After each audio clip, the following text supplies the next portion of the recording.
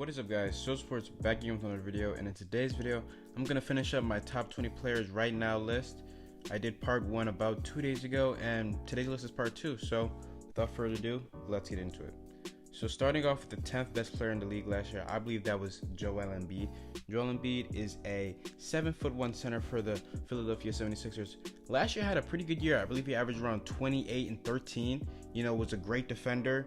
But for me, that separates him from the rest of this list is that Joel's injury history and just his past playoff series against the Raptors, his past whole playoffs were just bad. They weren't bad, but I don't know. I don't know if I'm having faith in Joel Embiid moving on in his career, because he always has these nagging injuries that come and go. Last year in the playoffs, it was that stomach virus. And I mean, you're an NBA pro, bro. You can't be having stomach viruses. I believe if you heard him talk, there was this one interview he had talking about what he eats in a daily, like every day. He's talking about Big Macs and French fries and stuff like that. I just think, you have to get healthier. Last playoffs against the Raptors, he was poor. He had one good game. Every other game, he was trash. Game 7, I thought he'd be great. He only scored, 16 points? That's not top center material in my eyes. But, yeah, number 10, I have Joel Embiid. Number 9, I have Nikola Jokic. Nikola Jokic is an amazing NBA center. Was a second-round pick. Last year, averaged 20, 10, and 7 in the regular season. Picked up his play in the playoffs, averaged 25, 13, and 8. Amazing numbers. That's what you want to see from your star center. That's what you want to see from the best center in the world. Led that team to the second seed, in the West too, which is incredibly difficult to do.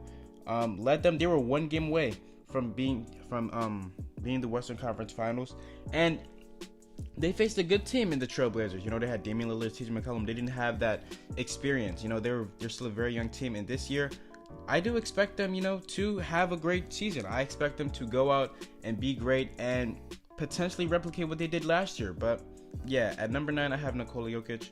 At number 8, I have Paul George. Now, Paul George is one of, if not the best two-way player in the league. I mean, you could debate Kawhi Leonard, but nobody really gives you what Paul George gives you. He's a great shooter. He can shoot the ball from anywhere. He has great handles for someone of his size. Someone last year averaged 28, 8, and 4. By far his best season of his career. Was an MVP candidate. And the Thunder probably would have went farther if it wasn't for those shoulder injuries. But I don't know. For me, Paul George, when it comes playoff time, he just isn't the same. Last year, throughout the playoffs, he didn't play well. I'm not gonna lie. You can look at the stats and say, yeah, he had a pretty good statistically was pretty good. But if you watch the games, you could just tell Paul George was not the same. He just wasn't lifting his arms as much. And yeah, the shoulder injury probably does have something to do with that. But that's nothing to do with Paul George. Always these nagging injuries. He might not miss time, but injuries come and injuries go for Paul George. And it's like, oh, you have this injury, so we'll give you a pass. You have this injury, we'll give you a pass. No, I think it's time to start berating Paul George for what he did. I mean, if you just look at last playoffs, he had the Damian Lillard assignment. Damian Lillard cooked him. He torched him, but I don't know. He just needs to get it up. I do like how, he's a league leader in deflections each year, a league leader in steals, but overall, he just has to improve his playoff performance. I mean, talking about 2 years ago when he got outplayed by Joe Ingles. You can't be an MVP candidate getting outplayed by Joe Ingles. No disrespect to Joe Ingles, of course, but Paul George is obviously better than him. But yeah, moving on to the number 7 spot, I have Anthony Davis. Anthony Davis is a guy who puts up consistently great numbers. Last year, before the whole trade deadline fiasco, he was averaging 29, I believe 12 and 3 blocks. That is amazing. That is incredible numbers. But for me, it's just his playoff success. He's never been successful in the playoffs. He's won one playoff series in his career, sweeping the Blazers, I believe 2 years ago when they had acquired DeMarcus Cousins, and that team was very good. You had Rajon Rondo, Drew Holiday. DeMarcus Cousins unfortunately went down with injury, but looking at their past team now, I believe their past team that they had now was better than the one they had last year. You had Drew Holiday and Julius Randle, who were two 20-point scorers, and then you had yourself and Anthony Davis. You had Elfrid Payne, who was a good point guard. You had, all these pieces around you, and you were unable to make the playoffs. You were like the 11th seed or something. Even before this whole trade deadline fiasco, you were still a bad team, but I don't know. He just didn't have that it factor for me. I don't like saying Mamba mentality. I hate that meaning, because it's so dumb. It really is dumb. I think every player has Mamba mentality, but I think AD, he can't be the number one guy. That's just my opinion. I think he can be a great second option. I just don't see him as a number one guy. He cannot lead your team to a championship run because I'm gonna say it, he just doesn't have that it to him. Like all these great players like Kevin Durant, LeBron James, Kawhi Leonard even. He just doesn't have that. And I think hopefully this upcoming season he can show the world that he's still a great player and hopefully help LeBron in, finishing his quest in making the finals and winning the finals. But yeah, at 7 I have Anthony Davis. At 6 I have James Harden. Again, another incredible player. Last year put up 36 points per game.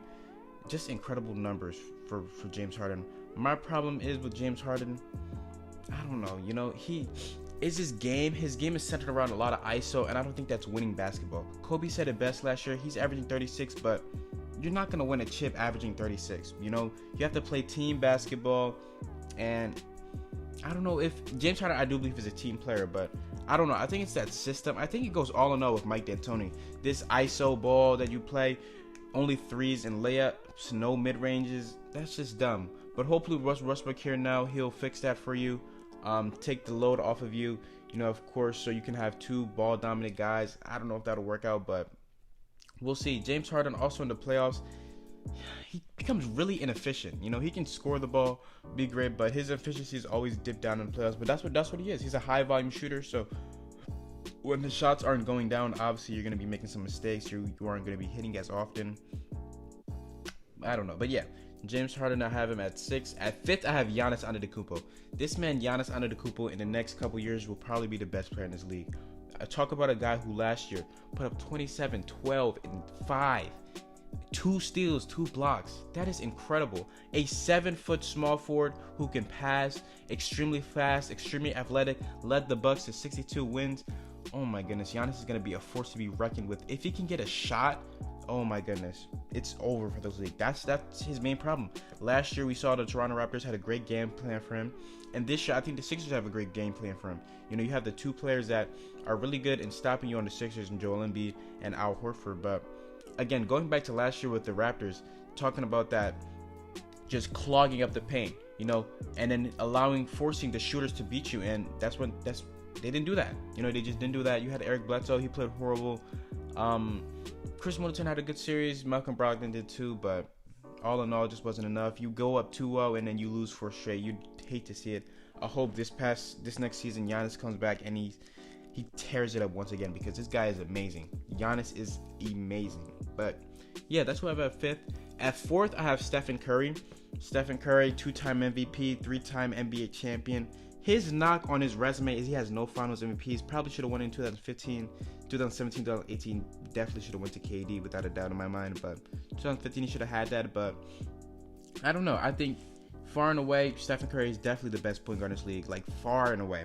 Nobody else even comes close. Just a guy who literally changed the game with how the game is played. Everybody, going out trying to get 3-point shooters now because of what the Warriors are doing, because of what Stephen Curry does.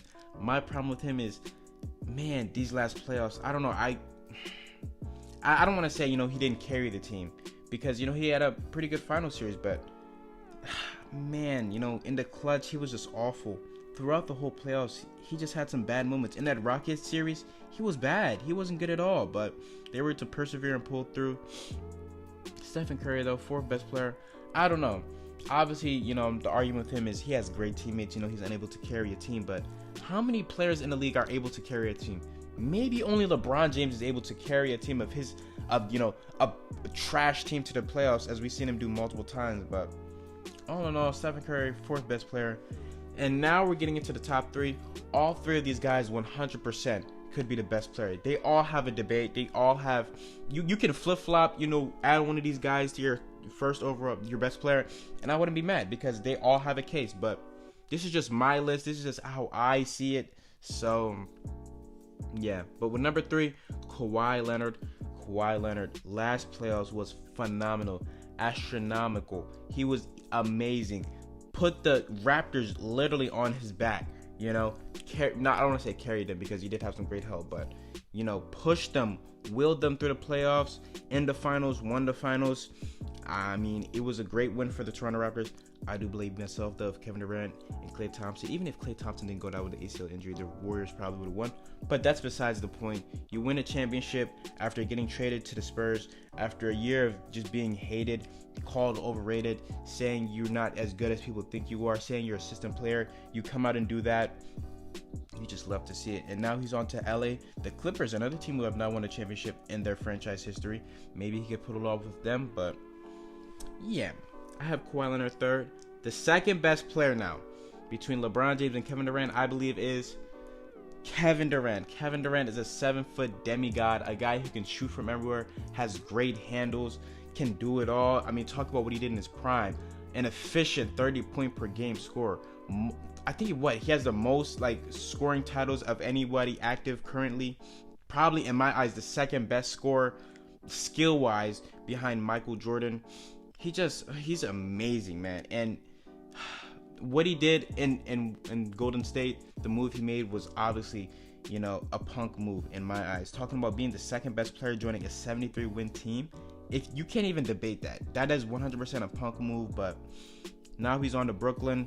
He has bigger and better things. We'll see how he comes back from this Achilles injury. Hopefully he can come back well, still be that 24, 25 point per game guy that he was with the Warriors. But yeah, number 2, I have Kevin Durant, but that means number 1 for me is LeBron James.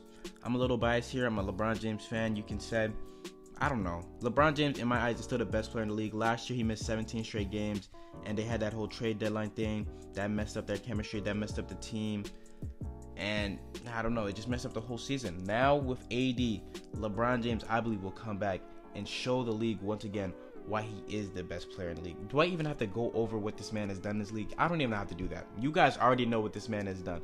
4-time MVP, 3-time champion. Let me just stop right there. That's all you need to know. But this man is in his, 16th or 17th year? Putting up 27, 8, and 8. That's never been done before. But that's going to do it for this video, guys. I hope you guys did enjoy. That is my top 20 list. That's my full top 20 list. If you guys... I'll read it off for you guys again, just so you guys, can get the whole picture. At 20th, I have Blake Griffin. 19th, Donovan Mitchell. 18th, Bradley Beal. 17th, Cat. Karl Anthony Towns, if you know. 16th, Ben Simmons. 15th, Kemba Walker. 14th, Russell Westbrook. 13th, Klay Thompson. 12th, Kyrie Irving. 11th, Damian Lillard. 10th, Joel Embiid. 9th, Nikola Jokic. 8th, Paul George. 7th, Anthony Davis. 6th, James Harden. 5th, Giannis Antetokounmpo. 4th, Stephen Curry. 3rd, Kawhi Leonard. 2nd, Kevin Durant. And 1st, the best player in the league, in my opinion, is LeBron James. I hope you guys did enjoy this video. Please like and sub and share with your friends. But it's So Sports, and I'm out. Peace.